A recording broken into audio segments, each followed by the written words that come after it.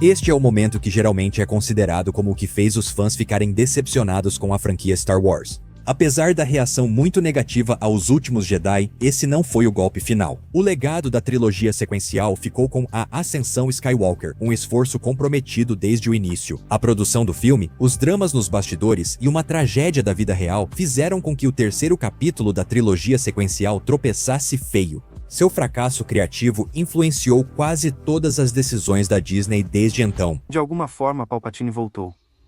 Volte no tempo para uma época não tão distante, quando o fandom de Star Wars estava faminto por novo material e, ao mesmo tempo, profundamente dividido. Após a trilogia prequel, fãs antigos rejeitavam a estética polida, criticavam a atuação robótica, narrativa fraca e a ausência de protagonista central. E também havia uma nova geração de fãs que adorava os prequels pelo humor e pela tragédia épica da queda de Anakin para o lado sombrio.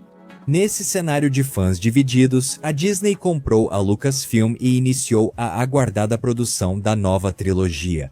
Kathleen Kennedy, parceira de produção de Lucas e Spielberg, foi nomeada nova chefe da Lucasfilm. Planos foram executados para devolver Star Wars ao topo de Hollywood, por Kennedy e a equipe da Lucasfilm. Os produtores escolheram o diretor J.J. Abrams para assumir a tarefa de dar início a uma nova era da franquia Star Wars. Com o episódio 7, ele e o roteirista Lawrence Kasdan decidiram que as coisas precisavam voltar ao básico para o primeiro capítulo desse épico proposto. Restaurar o status quo conhecido e depois criar um arco ousado, novo e empolgante em 3 filmes. Eu, de propósito, quis revisitar o antigo para poder começar e contar o novo. E foi isso que O Despertar da Força realizou em grande parte. O filme é perfeito? Francamente não. É um reboot suave da franquia, com introdução básica dos personagens e construção de universo confusa. Onde você conseguiu isso? Uma boa pergunta para outro tipo. Dito isso, o filme prepara de forma excelente Rey, Finn, Kylo e uma nova dinâmica para a franquia daqui pra frente.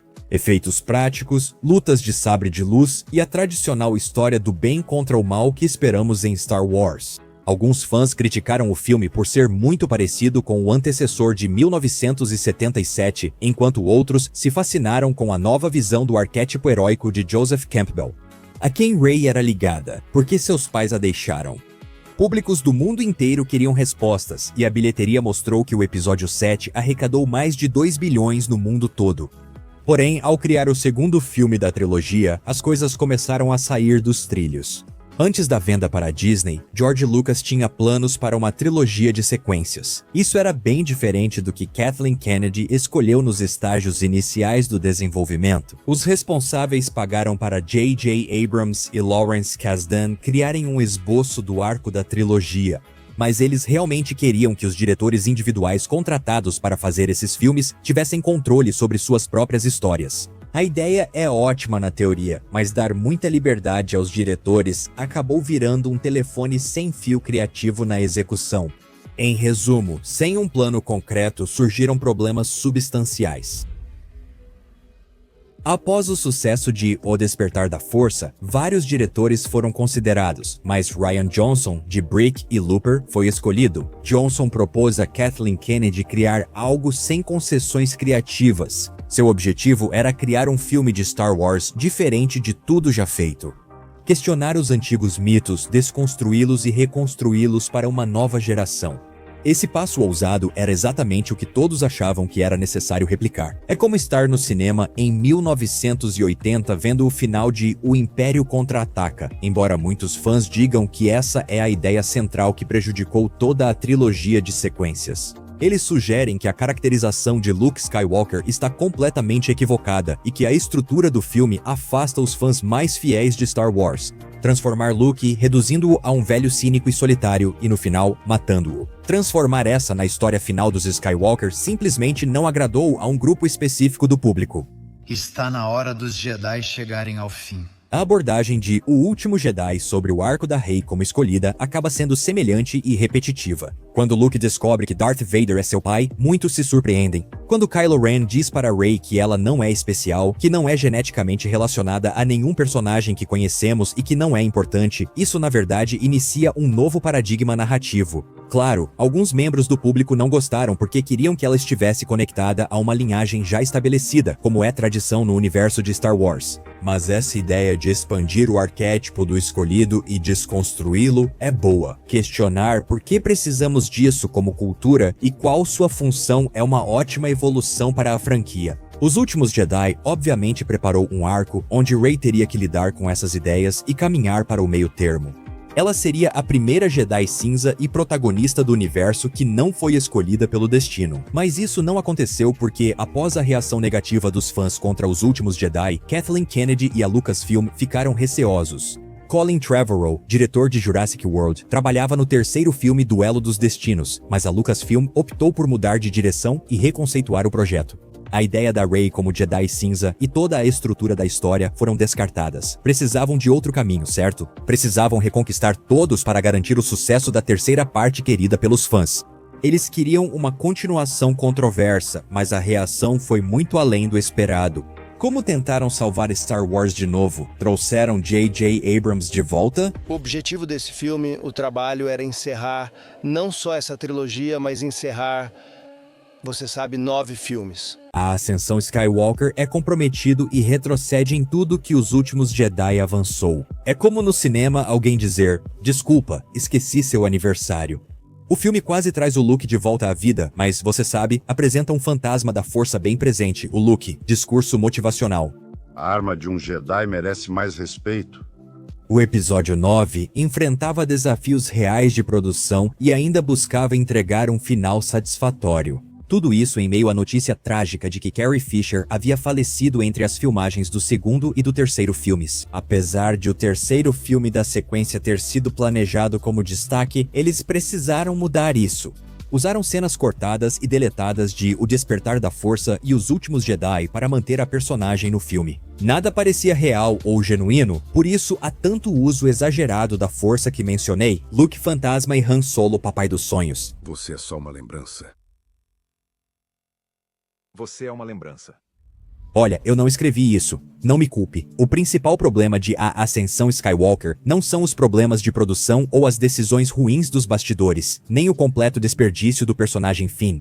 Não, nem é essa ideia absurda de que fãs se empolgariam com um final cheio de participações especiais em voz de personagens queridos da franquia. Você está brincando comigo? Era pra gente ficar empolgado só de ouvir Ewan McGregor e Samuel Jackson?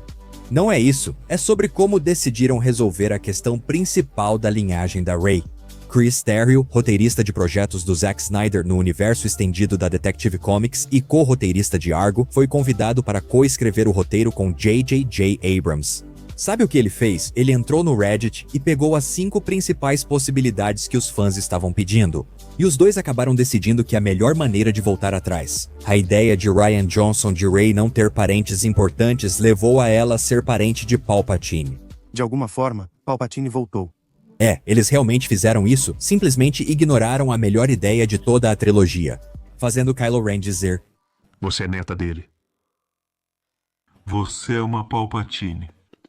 Tá muito claro que esse não era o plano. Isso não parece ser um desdobramento natural da história até este ponto. Uma história de sucesso é surpreendente, mas também parece inevitável, o que não é o caso aqui. Parece que dá pra ver os fios de marionete pendurados em todos os atores enquanto J.J. Abrams e Chris Terrio tentam desesperadamente agradar todo mundo. O filme é tão pobre criativamente que matam Chewbacca em uma cena e logo o trazem de volta na seguinte. Apesar de ser muito querido, ele não tem função narrativa nem propósito na história. Mas não podemos matar ele, isso deixaria as pessoas tristes. Esse nível de falta de imaginação é raro de se ver em produções desse porte. Os arcos de A Ascensão Skywalker não funcionam. O filme foca tanto no casal Halo que quase não há espaço para outros personagens. Finn, Poe e o resto do elenco basicamente só ficam andando em círculos. Tem tão pouco cuidado com o Finn. Ele nem termina a cena em que morre gritando: "Rey, preciso te contar algo."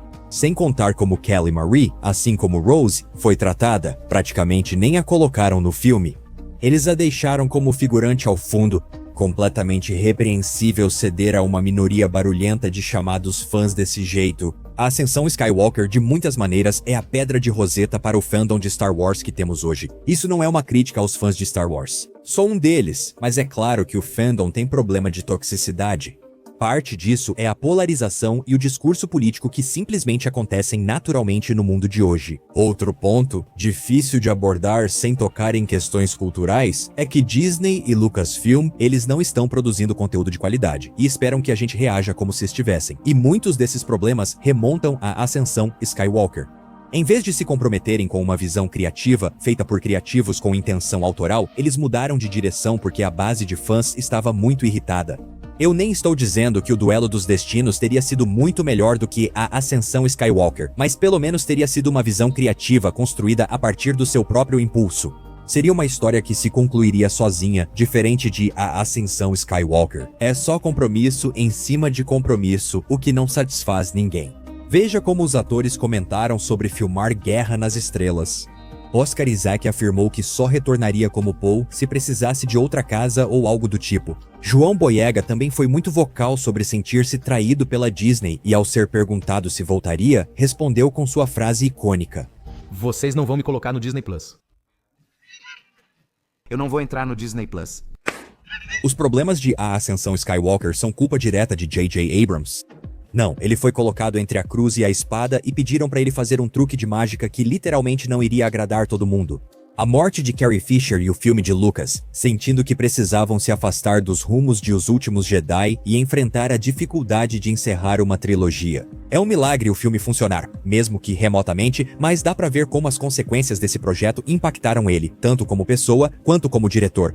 Desde a Ascensão Skywalker, Abrams tem ficado mais quieto nos bastidores. Ele fez projetos esquecíveis, sem dirigir outro grande filme desde então. A frase de Abrams sobre revisitar o antigo antes de começar a contar o novo é, na verdade, uma maneira bem inteligente de reanimar uma base de fãs. O único problema é que, quando o novo finalmente foi contado, as pessoas em posições de poder ficaram nervosas, recuaram e tentaram desesperadamente voltar para algo mais familiar.